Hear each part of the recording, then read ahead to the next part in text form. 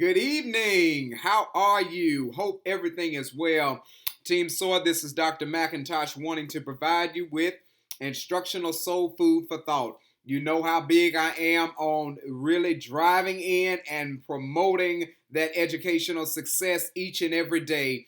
And it happens with you. You matter. So remember, I am adorned right now, in my rich African drape, if you will, my sash. In addition to that, I have my Holy Family Bible. It's the Holy Bible, Family Bible that we use. And the reason that I am adorned with these items brings us to our thought for this evening, and that is how can we build an insightful um, project based learning experience for our scholars with the theme of Christmas around the world, specifically looking at winter holidays and how different countries strategically utilize this time and how they bring a close to one year and they embrace, empower, and encourage and prepare for the next year.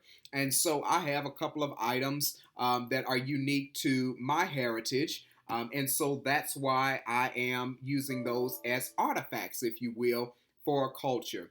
So this week, intentionally, I have designed and put together a one pager on a breakdown of how we utilize the Oklahoma academic learning standards and how we can address not only more than one standard, but that it's across disciplines. We have instructional takeaways from each and every core subject area according to our Oklahoma academic standards. And so, as we're wanting to build those authentic learning experiences for our scholars, we must be strategic and ensure that every element is somehow tied and aligned strategically into an Oklahoma academic learning standard. So, for example, I'm going to read you one.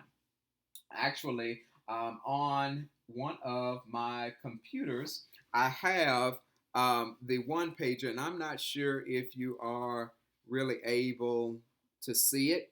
But this is the document that will be sent out to you along with this video. But I'm going to read, for an example, one looking at our ELA standards, and I'm going to use second grade as a guide. However, I know that we're kindergarten through fifth, but I just want to walk you through some of the mental work that I put in as I have taken a couple of academic learning standards for second grade, and then being able to then align instructional strategies for what that ultimate goal will look like for scholars, okay?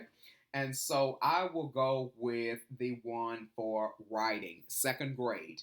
And this is 2.1 W2. Students will work respectively within groups to share responsibility for collaborative work and value individual contributions made by each group member, okay? Secondly, I see 2.6 W3. Students will organize and present information in written and oral reports or display. Okay. And then the third one, 2.7 W2. Students will create a simple presentation using audio, visual, and or multimedia tools in order to communicate and support, clarify ideas, details, thoughts, and feelings towards a culture. All right, well, seems like, okay, that's quite a bit. Watch how, when we take our overarching theme of Christmas around the world and then employ instructional strategies that align within those specific standards. Okay? In my mind, scholars will engage in a culminating gallery walk with the community leaders in Muskogee, as well as our Team SOAR members, other MPS team members outside of Cherokee, as well as the other scholars in the classroom would walk through a class nearing the end of the PBL unit, so nearing that last week, so about December 16th through the 20th, that we've already, and I believe we've already set that date for the gallery walk, where the scholars would then be speaking to the guiding process that they have gone through and that the teacher has led them through to be able to speak about a specific country that they have been assigned. In my mind, even though this is written for a second grade classroom, third grade has disseminated 5 countries within each one of the third grade sections. So Miss Ike, Miss Cranford, and Mrs. Whitaker have already divided up how scholars will then be responsible for what attributes, as they will be linear across each country, so that we have the same breadth of knowledge at the end of the day.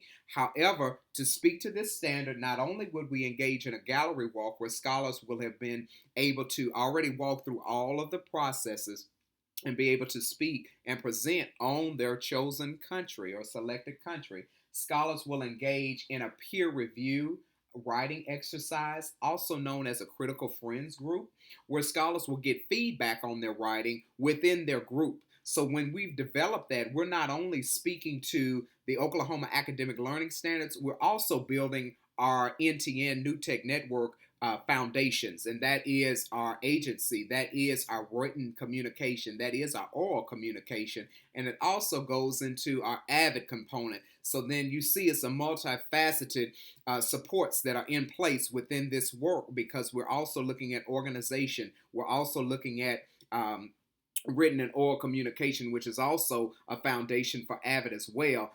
All of those elements are spoken within that particular exercise, and it speaks to Oklahoma academic standards. So what I've mapped out in my one pager to you is we've looked at social studies, how that can align. We've looked at ELA specifically within reading, how that would align, and then also mathematics and science. So I put it together an interdisciplinary support so that you can get a lens by which to continue the planning for a strong end to this particular unit.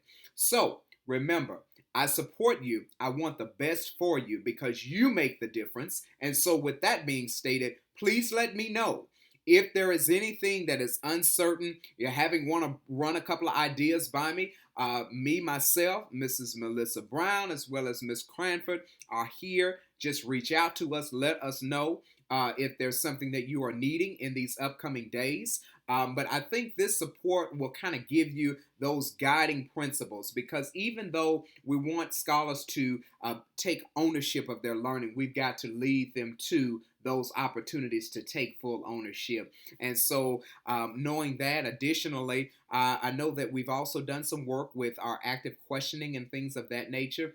When we're thinking about how we will either, if we divide it into multiple countries for our PBL final unit per classroom, or if we're focusing on one country, having our scholars being able to develop the questions and guiding them through the process, deeper thought-provoking questions that are open-ended, that the scholars will then in turn go in and research and find those through different elements, utilizing Miss Gina, who's been more than hospitable in having you to come in at additional times during flex periods to come check out books, check out resources, engaging in those sites.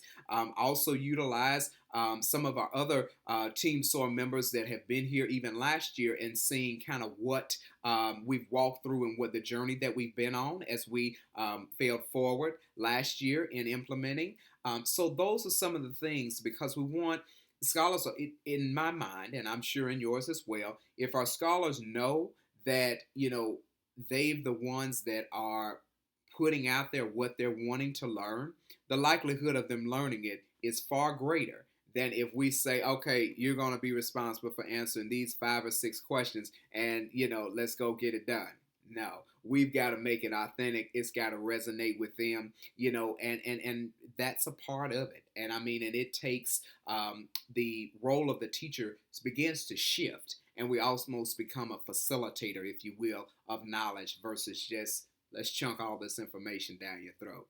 Well, this is Dr. McIntosh. I'm signing out. Have a great evening and look forward to not only this video coming out, but in addition to that, you will have the one pager for your continued needs. Remember, we soar every single day in every single way. Take care.